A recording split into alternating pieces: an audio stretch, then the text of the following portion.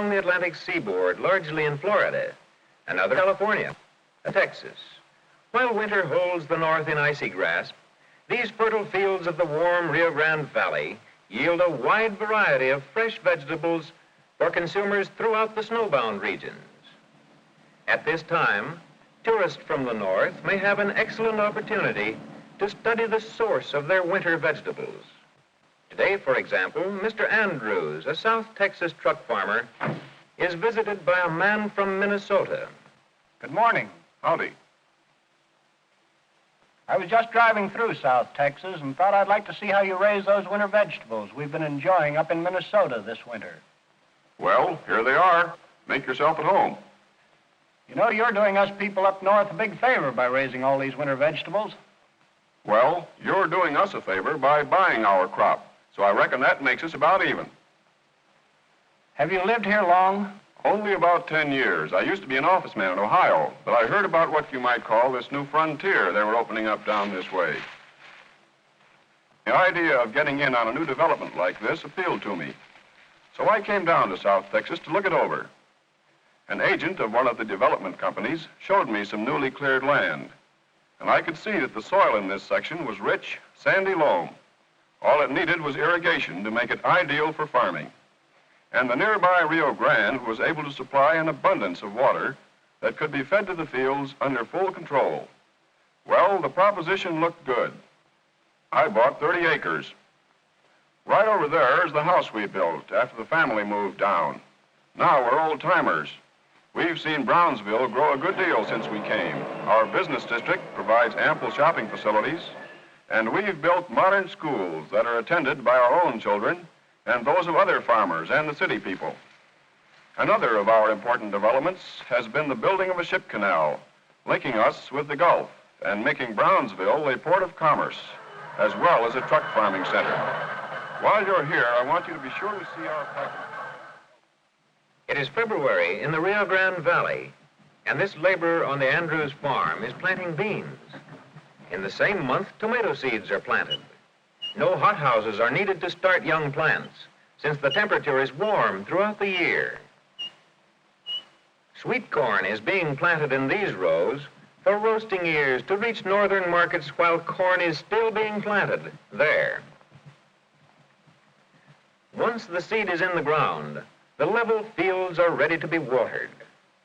And because there is little rainfall, water from the Rio Grande must be brought to the thirsty soil through irrigation ditches. An irrigation company controls the water supply, and the farmers pay for what they use. Through each separate ditch between the rows of plants, the water creeps onward until the field is well supplied. Laborers keep the ditches open. More water is brought in as needed during the growing season. Also at this time, the plants must be protected against insects. These men are using a powder which will kill insects that thrive upon these young tomato plants.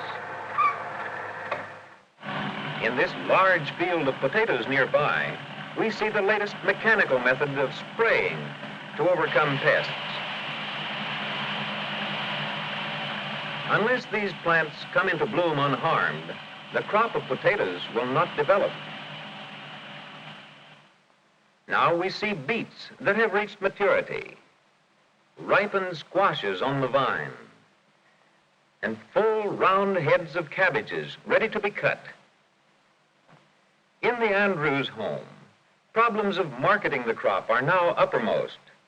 Mr. Andrews keeps in close touch with daily market reports through the local newspaper.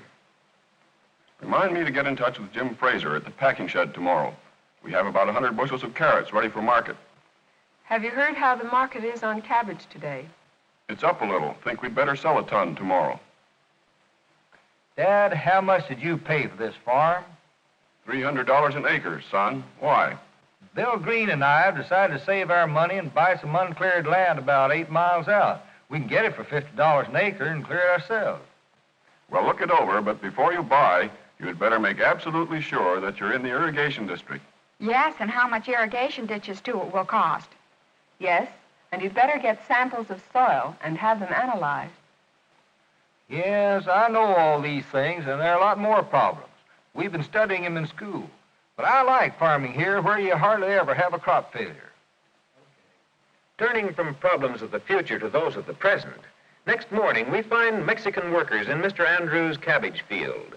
Mexican labor is cheap.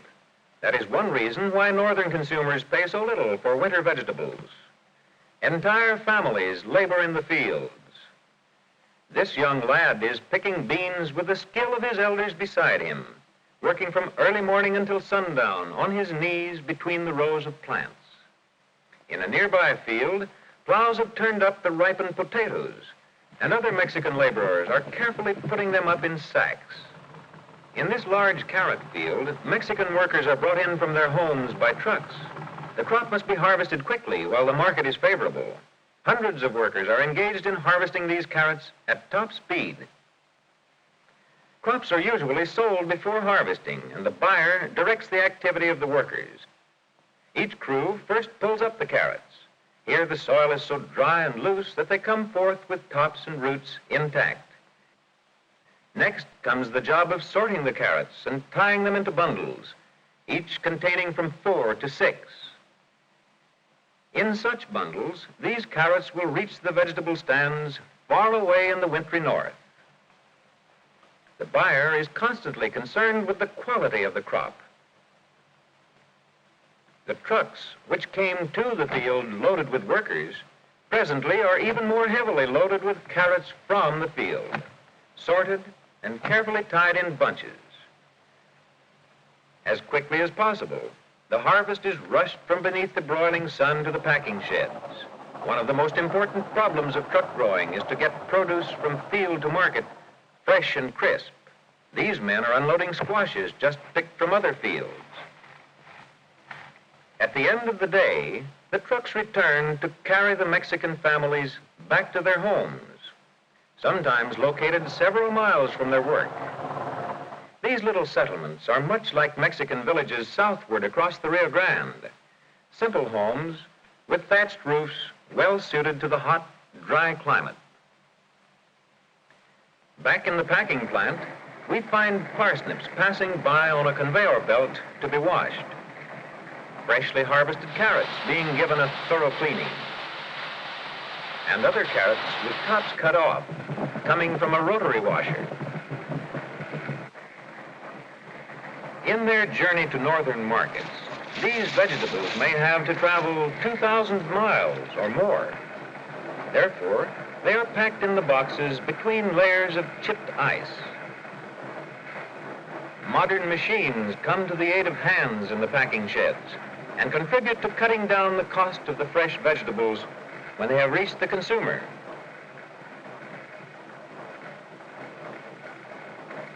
Boxes are supplied to the packers by way of overhead mechanical conveyors. Here, beets are being iced down in their packing boxes. This ingenious machinery saves time in topping the boxes. And now, the fresh vegetables packed in ice have begun their journey to market. Outside the packing shed, refrigerator cars are always waiting to receive the produce. One car may contain several varieties of vegetables. A stream of chipped ice is forced over the boxes stacked in the cars to ensure their arrival in northern cities as fresh as if just taken out of the soil. And now the train is off without delay, possibly to Montana or Michigan or Vermont. Fresh vegetables raised under a tropical sun, packed in ice, and rushed quickly northward. Soon, our loaded refrigerator cars are passing through snowbound regions and nearing their destination. And this is why the housewife in any northern community, passing through the deep snow that covers all the countryside, has only to drive a few blocks to the nearest market and find there, in midwinter, a delightful offering of fresh vegetables because of refrigeration, rapid transportation, and the winter work of the southern truck farmer.